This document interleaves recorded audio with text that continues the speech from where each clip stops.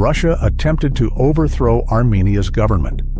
Recently, Armenian officials began investigating 7 people involved in a failed coup attempt. 3 are in custody. Russia has not responded to the claims.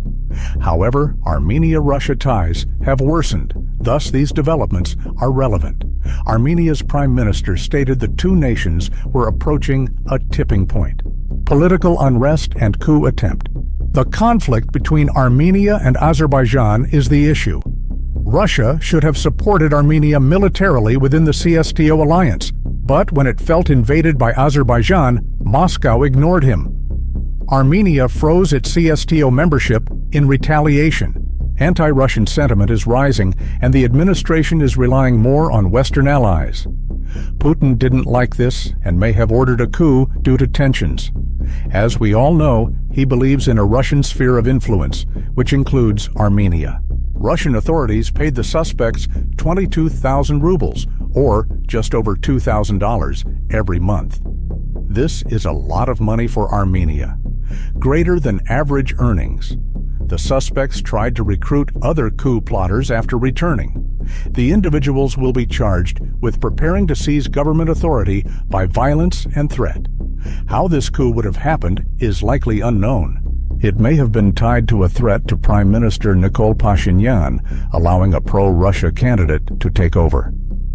With huge Nagorno-Karabakh rallies, Armenia's political position is shaky. Armenians worry the opposition may overthrow the government alone. Archbishop's influence and Pashinyan opposition. Armenia's Archbishop Bagrat Galitsanyan leads the effort. He's powerful in the Armenian Apostolic Church, one of the world's oldest and influential in Armenian society. The Archbishop recently led a protest in Yerevan with thousands of Armenian people, demonstrating his growing power. That's a lot for a 3 million-person nation. He also requested an impeachment vote by the Armenian parliament and declared his candidacy. To pursue this, he temporarily left his religious work. His dual citizenship with a Canadian and Armenian passport makes him unsuitable for office. But there may be a solution. His party disagrees with Pashinyan's recent compromises and wants a harder Azerbaijan stance. He gave up 4 deserted border villages to calm tensions and reach a peace settlement, which nationalist Armenians dislike.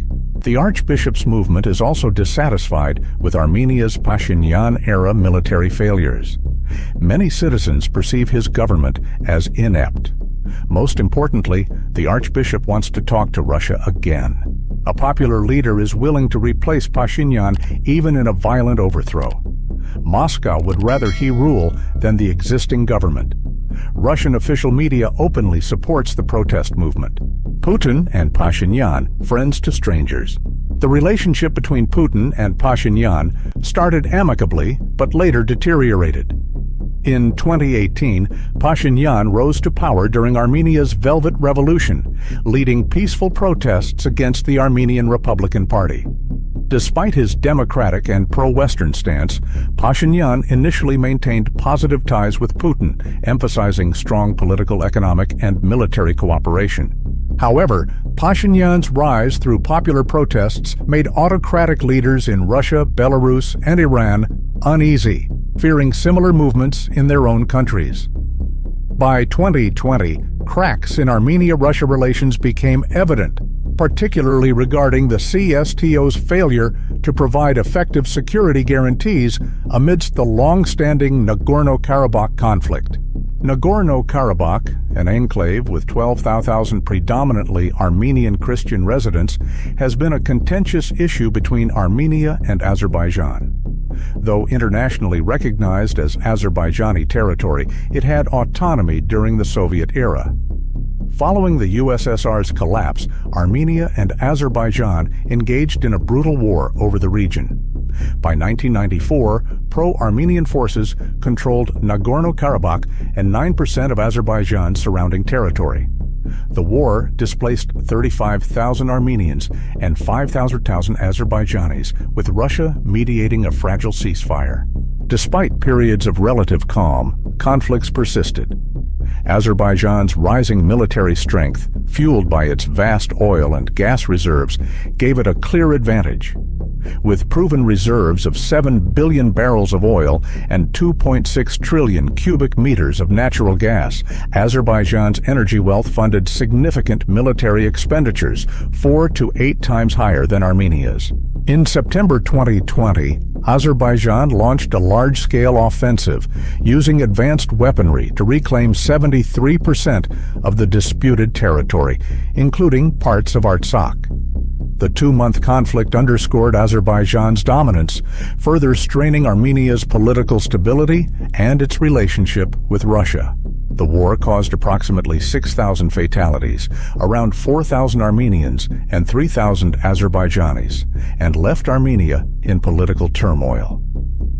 Dissatisfaction with Prime Minister Nikol Pashinyan's handling of the crisis led to mass protests and allegations of a 2021 coup attempt by military leaders, including the Armed Forces General Staff Chief. Critics accused Pashinyan of conceding too much, too quickly. Armenia's frustration extended to its reliance on Russia and the CSTO. Although Article 4 of the CSTO requires collective defense, Russia does not recognize Artsakh as Armenian territory, limiting its support. Following the November 2020 peace accord co-signed by Vladimir Putin, Russia deployed 2,000 peacekeepers to the Lakan corridor to maintain the fragile truce. However, Azerbaijan repeatedly violated the ceasefire, culminating in a blockade of Nagorno-Karabakh in December 2022. This 9-month siege created a humanitarian crisis for 12,000 residents, with severe shortages of food, water, and power. International condemnation grew, but even the Red Cross and Russian peacekeepers failed to provide aid. By September 19, 2023, Azerbaijan escalated its aggression, signaling a renewed military offensive as President Ilham Aliyev called for the conscription of men aged 18 and older, further intensifying tensions in the region. Karabakh conflict and humanitarian crisis. Azerbaijan launched an offensive to finalize the breakup of Artsakh, leading to significant civilian casualties from heavy shelling and raising concerns about ethnic group treatment. Overwhelmed by superior forces, local resistance quickly collapsed, and a ceasefire brokered by Russian peacekeepers the following day cemented Azerbaijan's victory. That evening, Azerbaijani President Ilham Aliyev declared the end of Nagorno-Karabakh's independence. After Armenian forces surrendered their weapons to Russian peacekeepers, Azerbaijan gradually took full control of the region. Aliyev raised the Azerbaijani flag in Stepanakert and stood on the Artsakh Armenian flag in a symbolic gesture. Controversially, Stepanakert features a street named after Ottoman officer Enver Pasha, linked to the deaths of 600,000 to 1.5 million ethnic Armenians during the early 20th century. Fearing for their safety, nearly 99% of the Nagorno-Karabakh population fled in the following days, facilitated by the ceasefire. Armenia condemned this as ethnic cleansing, citing the expulsion of over 100,000 people and alleging Azerbaijan is erasing Armenian cultural heritage. Armenia has taken Azerbaijan to the UN National Court of Justice over these actions. Relations between Armenia and Russia have further deteriorated, with Armenia criticizing the Russian peacekeepers for failing to protect the region, despite their role in the ceasefire agreement. Armenia's failure and Russia relationship.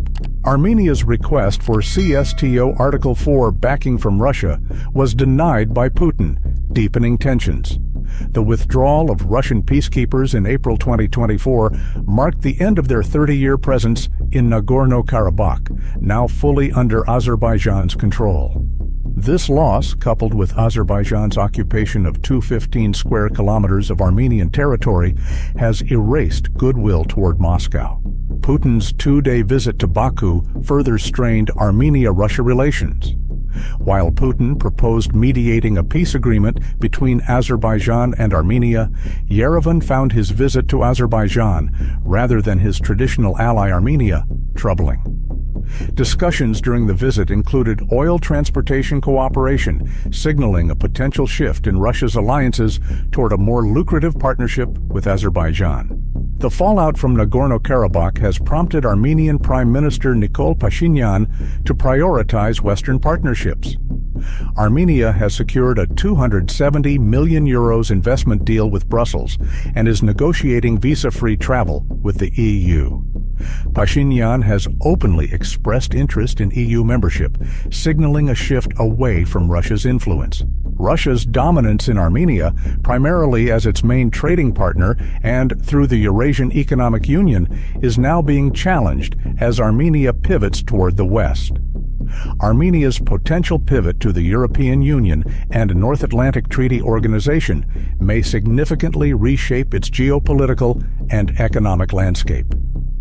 The EU's $19 trillion GDP far exceeds the $3 trillion Eurasian market, signaling a potential shift in Armenia's trade partners and a weakening of Russia's influence. Militarily, Armenia's joint exercises with the United States, such as Eagle Partners 2024, hint at its preference for NATO as a security partner over Russia. However, full NATO membership remains unlikely due to border disputes.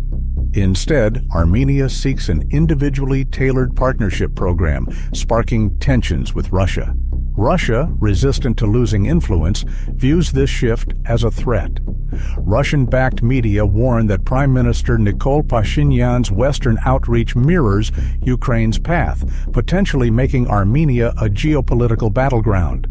Armenia's criticism of its dependence on Russia, its humanitarian aid to Ukraine, and its suspension of the Collective Security Treaty Organization membership have further strained relations. Symbolic acts, such as an Armenian envoy visiting Bucha, Ukraine, highlight the growing rift.